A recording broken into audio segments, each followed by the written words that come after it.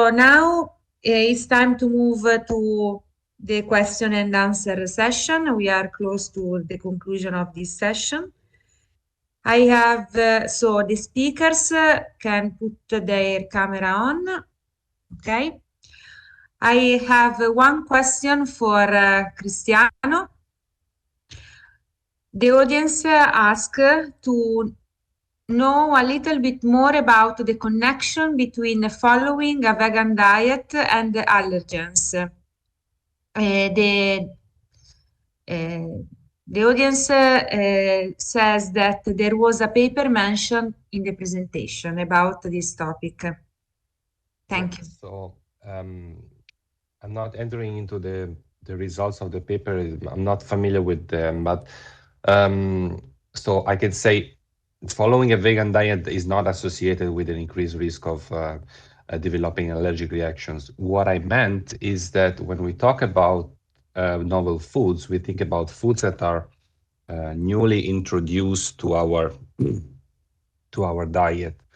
And therefore, this new introduction needs to be assessed for safety beforehand, and also with the regard of allergenicity as well. But also when you change your diet, for example, if you are predominantly a meat eater and you switch to vegan, this is also a change where new ingredients will be introduced to your diet, not because they are new to the world, they say, but they are new to you.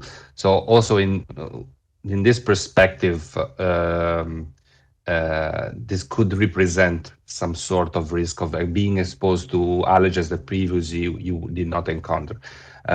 This is basically what I wanted to stress when we talk about new ingredients. Sometimes new means also just new to you.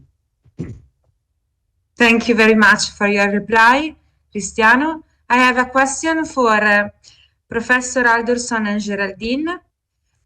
An application has to pass at first the risk assessment, then the benefit can be evaluated. The audience asks to clarify if this sentence is correct.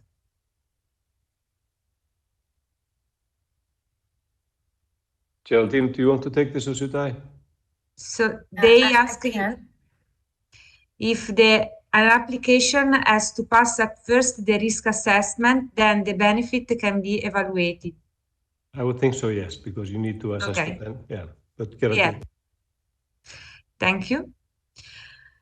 I have a couple of questions for Vitor. Once food integrators are becoming more popular, so as the use of microalgae, would you consider the presence of cyanobacteria and their toxins as emerging risks?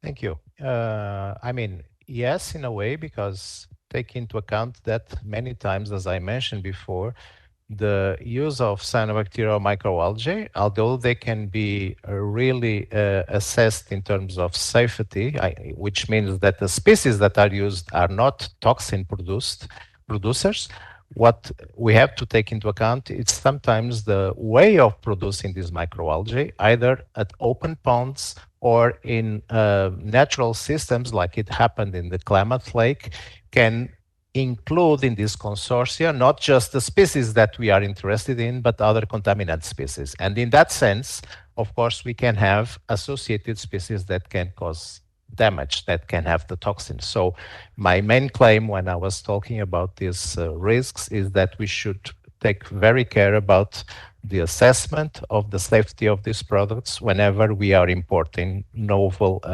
cyanobacteria or microalgae-based foods. Thank you very much for your reply. I think that the second question, if microalgae food supplements were detected having toxins, can they still pass the risk assessment? The answer would be no. No, of course. Okay. And I have a question for you, and I can put my question in the chat.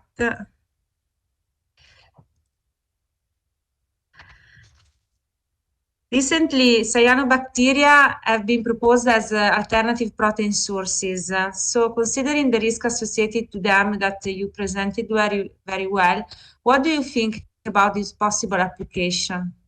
I think the application is very interesting. I mean, cyanobacteria have been used for thousands of years in South America and Central America, in China. There are many species that are used and they are safe. The main problem occurs, as I mentioned before, whenever you are culturing those organisms and they can be contaminated with toxin-producing species. So if you do the correct risk assessment, there is no other risks. Take into account that cyanobacteria have more than 50% protein, so they are an excellent source of proteins, but you just have to understand if the product you are using is contaminated with other things that should not be there. Thank you very much for your reply. So the technicians can confirm me that there's no other questions. Indeed, no other questions, Veronica. Thank you. Okay, thank you very much. Thank you, the speaker. We can conclude this morning session. We are at the end of this morning session where we saw some strategies of the scientific community to face the current challenges based on innovation in food processes for more sustainability, but at the same time preserving safety. So I would like to thank the speakers for their very interesting presentation, also the speaker of the first part of the morning session, and the audience for their attention. Thank you very much, and see you this afternoon. Thank you. Bye-bye.